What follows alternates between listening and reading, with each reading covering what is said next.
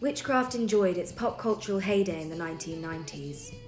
From seminal movie The Craft, documenting the lives of 4 teenage witches, to Buffy the Vampire Slayer starring Sarah Michelle Gellar, and not forgetting Sabrina the Teenage Witch and her talking cat Salem. All of these inspired a generation of young girls to explore the occult. More recently, American Horror Story Coven inspired a whole new generation of witches to come out of the broom closet. Surprise, bitch. I bet you thought you'd seen the last of me. But these are all works of fiction, so I decided to meet a real witch to find out more about their practice and where they place in society today. My name is Olivia, I am 26 and I am a witch. I think witchcraft has permeated like the visible levels of society more just due to like 2 things probably. The internet being one of them. Witchcraft can be like quite a visual thing. If we're talking about like superficial levels, it looks really nice. Instagram is like the perfect kind of medium for it. Media and pop culture have definitely sort of latched on to feminism right now. But that's also, I think, you know, bringing women to the forefront and bringing women's stories and women's experiences to the forefront. It's all about healing that big wound that we've had like through generations and through history, and I think being a witch was a part of that wound, definitely in Western Europe.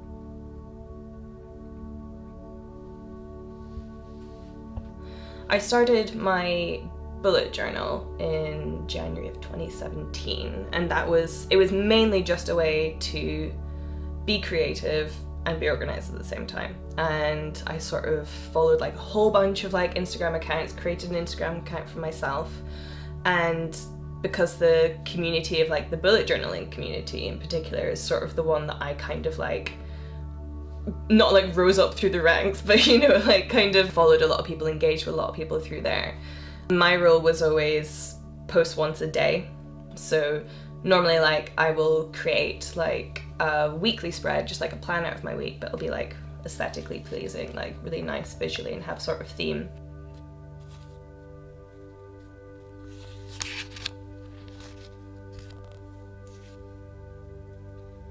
So I'll take some pictures, then I'll post one like every day, and I've got like my list of hashtags which I always use and things. So I've come quite regimented in terms of Instagram. It's something that like I just kind of keep taking over and keep taking over, and it's been sort of like a good way to kind of like grow an audience and stuff.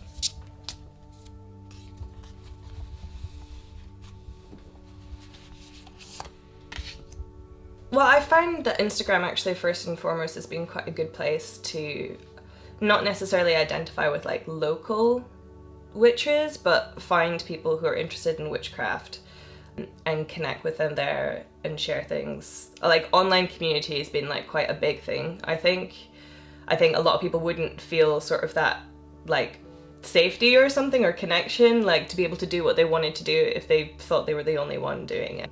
Being able to speak to other people and relate their experiences and be like, oh my god, Mercury's in retrograde again, you know, like people in real life don't always get that. However, in London I have been sort of investigating more communities, certain like, you know, magical shops like Treadwell's and Watkin bookstores and stuff like that, and also women's circles, tea ceremonies, things like that.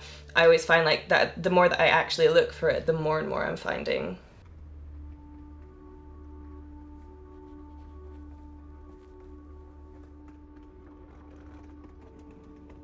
So recently I've kind of been starting to go to these events with someone who specializes in tea. She does these tea ceremonies. She's from Lithuania, and she hosts these women's circles and tea ceremonies that take place around the new moon, like, and the full moon, so the moon cycles.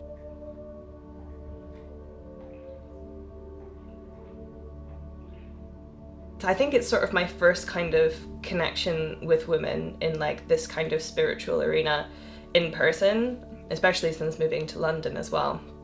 And we all kind of like sit around in this like darkened room, and she goes through the tea ceremony, and it's like pouring the tea, like cleaning the cups and, you know, things like that. We kind of take in like the scent of the particular tea that's used.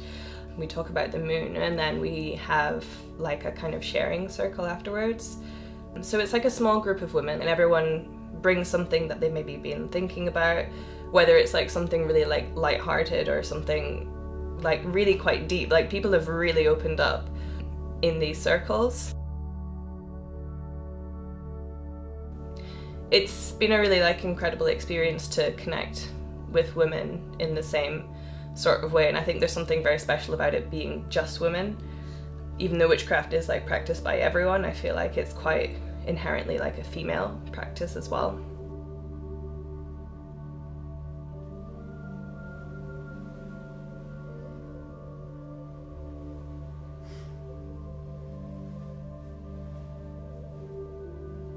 Witchcraft is integrated into society, but on like a very unseen level. I think probably quite a lot more people are interested in these types of things, but they wouldn't let on. In terms of where it's more visible, I see it a lot more visible in like feminist queer communities, within like groups of people who feel marginalized and things like that. I think that's where it stands out the most, but I definitely feel it probably permeates a lot more of society than we think it does.